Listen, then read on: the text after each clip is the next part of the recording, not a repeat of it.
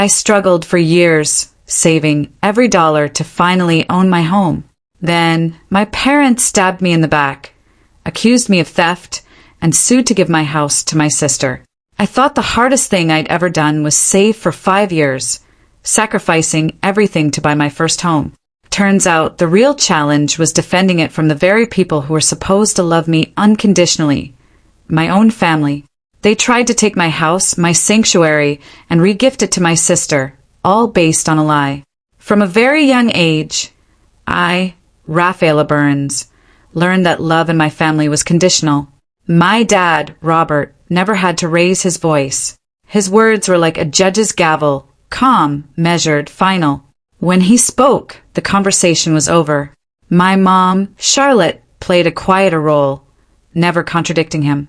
Instead, she'd translate his authority into this soft, almost kind disappointment that wrapped around every decision, every expectation, making you feel guilty without a single harsh word. And then there was Isabella, my younger sister. She grew up in a completely different household, even though we shared the same roof. Isabella never knew what it felt like to brace yourself before asking for help. She never had to prove she deserved space. Our parents watched her with this constant, almost anxious concern, as if the world might just bruise her if they didn't step in first. I was expected to be capable. Isabella was expected to be protected.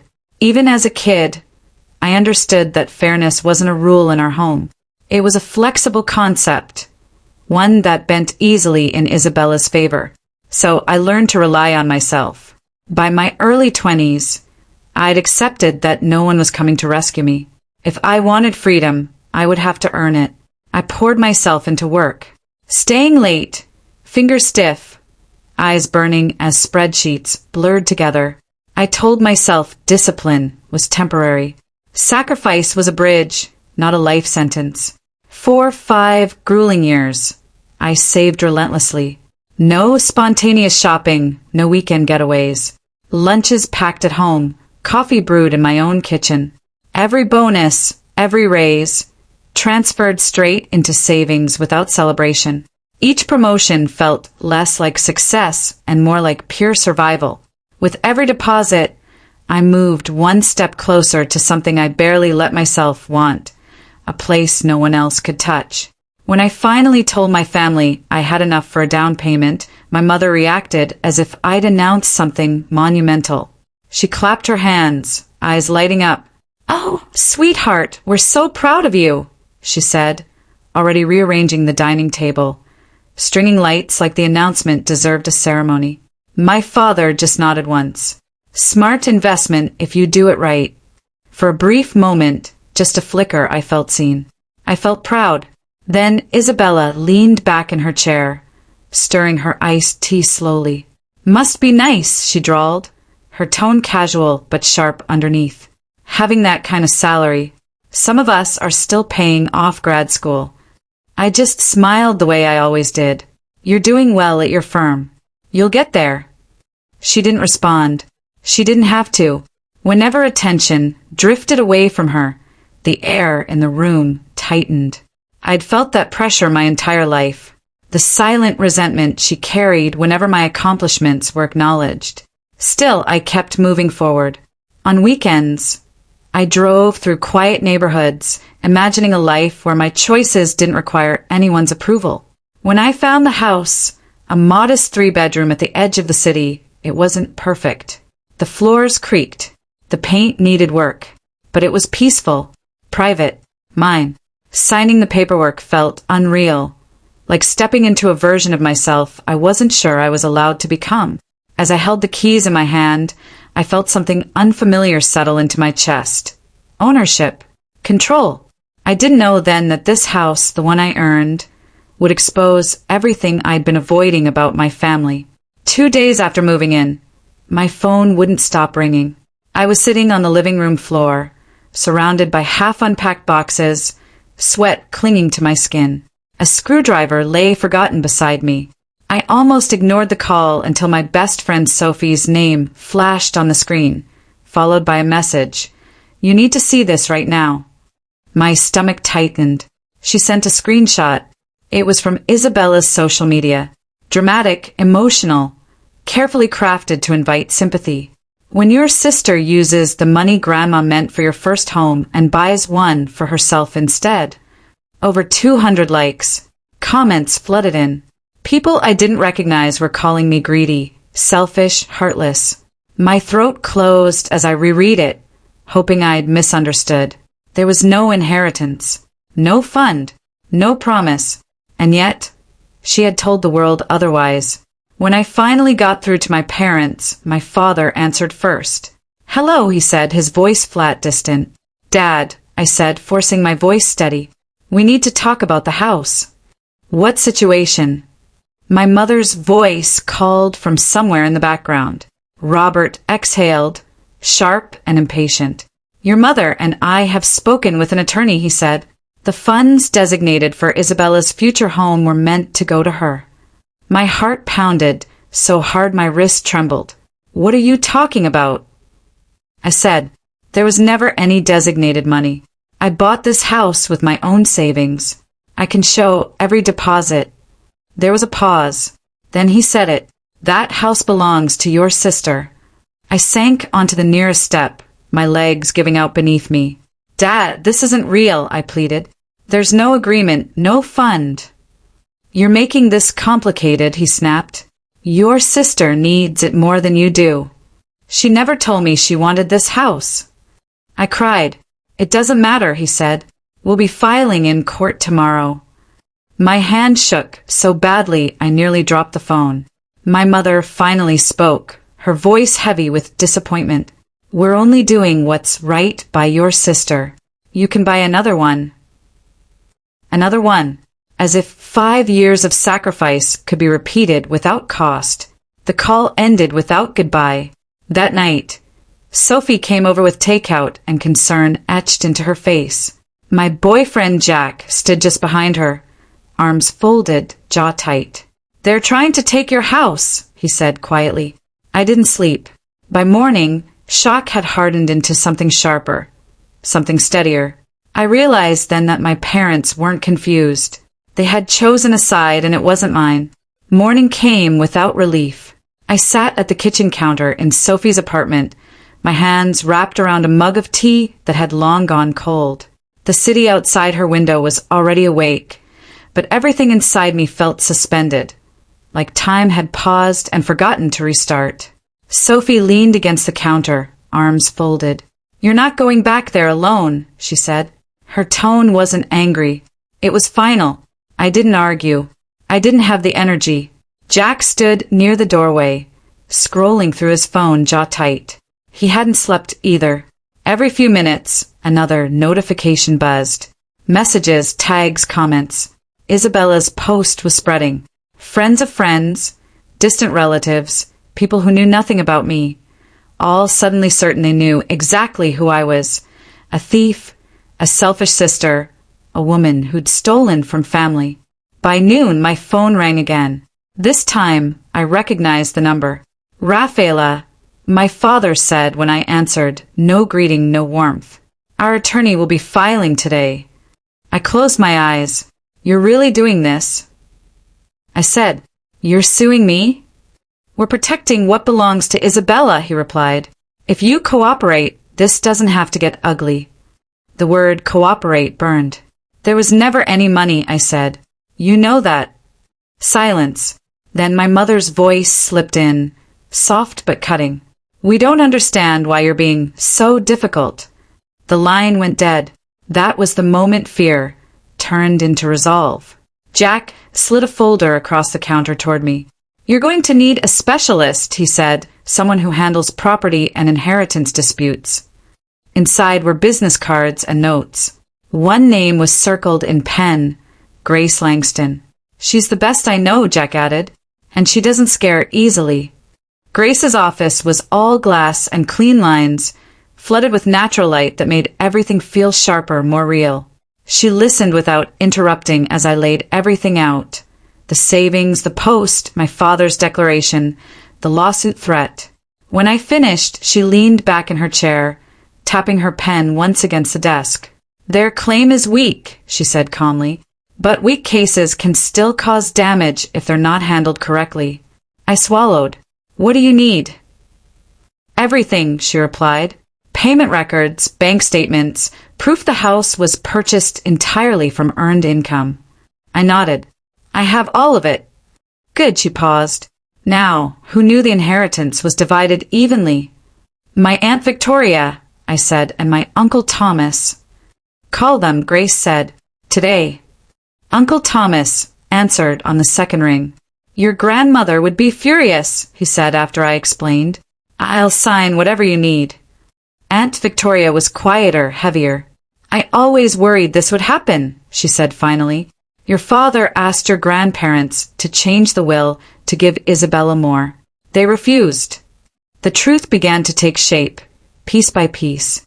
This wasn't sudden. This was years in the making. 2 nights later, Sophie insisted on coming with me to grab more of my things from the house. As we pulled onto my street, I saw movement near the porch. Someone was at the door. My heart slammed into my ribs. A figure stood there, jiggling the handle. A key glinted under the porch light. Stop the car, I said. It was Isabella. She jumped when she heard my voice, turning sharply. I just wanted to look around, she said quickly. It's going to be my house anyway. I stared at her, something cold settling in my chest. That key isn't yours, I said. She scoffed. It will be. Grace called it attempted unauthorized entry. I called it the moment everything crystallized. The fear I'd been carrying hardened into something else, something with teeth. If they wanted a fight, they were going to get one. The courtroom smelled faintly of disinfectant and old paper. The air felt heavy, pressing in on my lungs as I walked beside Grace toward our seats. Across the room, my parents sat at the plaintiff's table. My father straightened when he saw me, his expression tightening like he was preparing for battle. My mother wouldn't meet my eyes.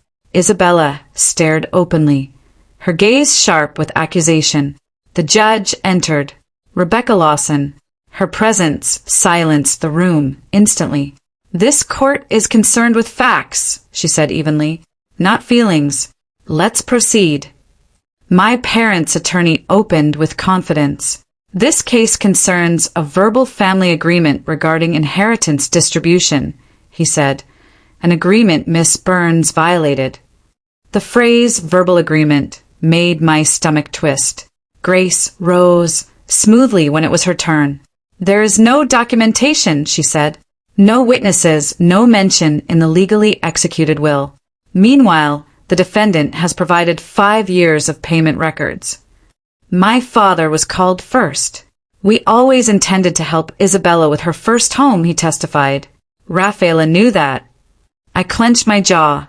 My mother followed, her voice trembling just enough to sound sincere. We don't want to hurt Rafaela, she said. We just want to honor what was promised. Isabella took the stand next, smoothing her skirt with shaking hands. I don't earn as much as my sister, she said. I believe the house was meant for me. Then it was our turn. Uncle Thomas spoke clearly. The will was divided evenly. No conditions. Aunt Victoria followed. They refused to change it, she said. They believed in fairness. When I took the stand, my voice didn't shake. I saved for 5 years, I said. Every dollar came from my income. Grace submitted the police report from 2 nights before, the one about Isabella. The plaintiff attempted to enter the defendant's property using a key that was not hers. Isabella went pale. Judge Lawson reviewed the documents in silence. Finally, she spoke. There is no evidence of any financial arrangement assigning funds specifically to Isabella. The purchase was made entirely from the defendant's earnings. She paused. I dismissed the case in its entirety. The gavel struck. The sound echoed like release. In the hallway, my father followed us. This isn't over, he said. We're still family. I turned to face him. You don't sue family over lies, I said. You made your choice. That evening, I stood in my house as the sun dipped below the rooftops, painting the street in soft orange light. For the first time in months, my chest loosened. This house wasn't just mine. My life was too. The courthouse emptied slowly, like a storm draining out of the air. People passed me in small clusters, lawyers murmuring, strangers laughing softly. Life continuing as if nothing monumental had just happened. I stood still for a moment in the hallway, my back against the cool wall, breathing in short, careful breaths as though my body hadn't yet realized it was allowed to relax. Grace touched my arm lightly. "It's over," she said. Not triumphant, certain. I nodded, but the word over felt strange, heavy, like something that didn't quite fit yet. Behind us, footsteps echoed faster than the rest. "Rafaela," my father's voice. I turned before Grace could stop me. Robert stood a few feet away, his shoulders squared, his jaw tight in a way I recognized well. That was his control, slipping face. My mother hovered just behind him, fingers twisted together, eyes darting between us, like she was hoping the hallway itself would swallow her whole. Isabella stood a step back, arms crossed, her confidence finally cracked, replaced by something brittle and exposed. "This didn't have to happen," my father said. "You made it public." I let out a slow breath. "No," I replied. "You did when you sued me." He shook his head sharply. "We were trying to protect our family." I met his eyes fully for the first time since the ruling. You don't protect family by lying about them. You don't protect family by trying to take what they worked for. My mother reached for my hand. "Please," she whispered. "We don't want to fight." I stepped back before she could touch me. "You already did." Isabella's lips trembled. "That house was supposed to be mine," she said quietly, like saying it softly might make it true. I looked at her then, not with anger, not with triumph, but with a clarity that surprised even me. "It never was," I said. "But you were promised things no one had the right to promise you. And instead of asking questions, you decided I was the enemy." For the first time, she had no answer. Grace stepped forward, her voice calm and final. "We're done here." And we were. That evening, I drove home alone. The street looked different than it had weeks ago, calmer, almost unfamiliar. As I pulled into the driveway, the knot that had lived in my chest for months didn't tighten the way it used to. The front door stood exactly where I'd left it, solid and unmoving, no longer feeling like something that could be taken from me with a sentence or a signature. Inside, the house was quiet, not the heavy silence of waiting for something to break, but a peaceful one, a chosen one. I set my keys down on the counter and stood there for a long moment, listening to my own breathing. The refrigerator hummed softly. The floor creaked beneath my feet. Proof that this space existed independently of anyone else's approval. A knock came at the door. Sophie burst in first, arms wide, wrapping me in a hug so tight I laughed despite myself. "You did it," she said into my shoulder. "You actually did it." Jack followed, holding up a bottle of sparkling cider like it was a trophy. "Not many people walk into court against their entire family and walk out standing taller," he said. Grace arrived last, setting her briefcase down with a small, satisfied smile. "Justice doesn't fix everything," she said, "but it gives you room to breathe." Later that night, my phone buzzed. A message from Uncle Thomas. "Your grandparents would be proud." Another from Aunt Victoria. "Fairness matters. Always has." I turned off the phone after that. Standing alone in the living room, I walked slowly from window to window, opening them to let the cool night air in. The city lights glowed softly outside, and for the first time since buying the house, I didn't feel like I had to defend my right to be here. This house wasn't just a purchase anymore. It was a boundary, a declaration, a line that said this far and no further. I finally understood something my grandparents had tried to teach me without ever saying it out loud. Family isn't defined by blood alone. It's defined by who stands beside you when everything collapses, and who tries to rewrite your story when you're not looking. That night, as I stood in the doorway of my home, I realized I hadn't just won a case. I had taken back my voice, my limits, my life, and no one was taking that from me again. The days after the ruling felt unreal, like I was walking through my own life with the volume turned down. The lawsuit was over. The judgment was final. And yet, every morning when I woke up in my house, there was a brief moment, just a second, where my body braced for impact, for another call, another accusation, another demand that I give something up. But the phone stayed silent. My parents didn't reach out again.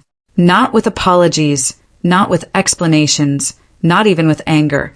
The absence itself felt like a statement, one last attempt at control through withdrawal. And for the first time in my life, I didn't chase after it. I went back to work. I cooked meals in my own kitchen. I unpacked the last of the boxes I'd been too afraid to touch before, as if settling in fully might tempt fate. Jack stayed over most nights that first week, not because I asked him to, but because he wanted to be there. Some evenings we talked about everything. Other nights, we sat on opposite ends of the couch in comfortable silence, his presence grounding in a way I'd never known growing up. One afternoon, as I was watering the small patch of plants in the backyard, a memory surfaced. Isabella and I as children sitting at the kitchen table, our parents arguing in the next room. I remembered how she used to look at me then, wide-eyed, waiting for me to step in, to translate the world for her. For years, I had done that, absorbed the pressure, softened the consequences, made space for her needs before my own. The lawsuit wasn't the beginning of the rupture. It was the end of my silence. A week later, a letter arrived. No return address. My mother's handwriting. Inside was a single page. We didn't raise you to be so cold. You embarrassed us. Family doesn't turn its back.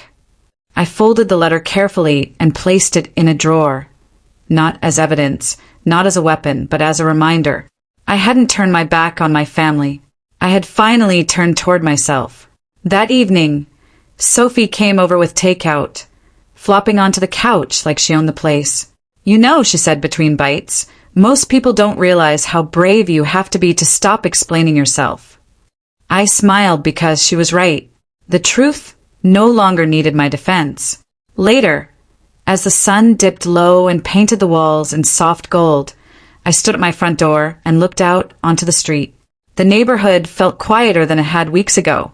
Not because anything had changed, but because I had. This house no longer felt like something I had to protect.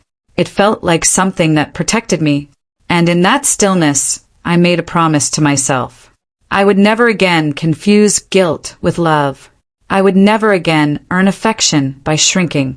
And I would never let anyone, family or otherwise, rewrite what I had built. Some stories end with reconciliation. Mine ended with clarity, and that was more than enough.